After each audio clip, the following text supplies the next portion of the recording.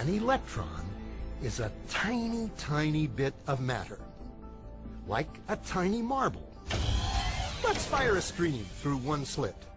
It behaves just like the marble, a single band.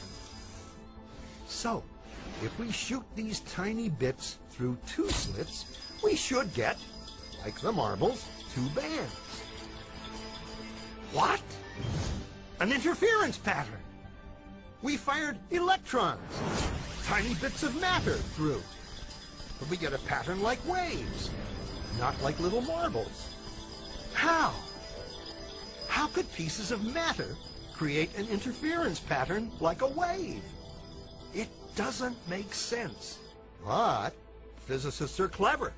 They thought, maybe those little balls are bouncing off each other and creating that pattern.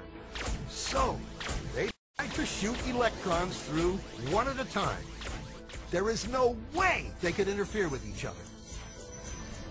But after an hour of this, the same interference pattern is seen to emerge. The conclusion is inescapable.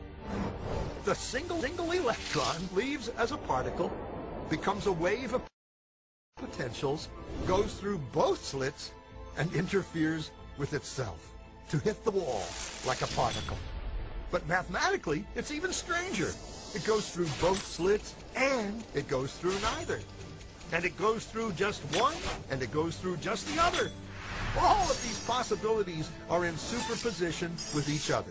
But physicists were completely baffled by this.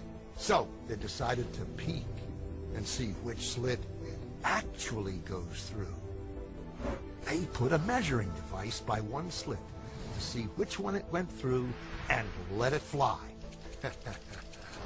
But the quantum world is far more mysterious than they could have imagined. When they observed, the electron went back to behaving like a little marble. It produced a pattern of two bands, not an interference pattern of many.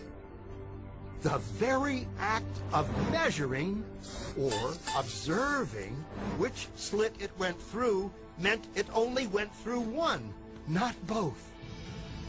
The electron decided to act differently, as though it was aware it was being watched.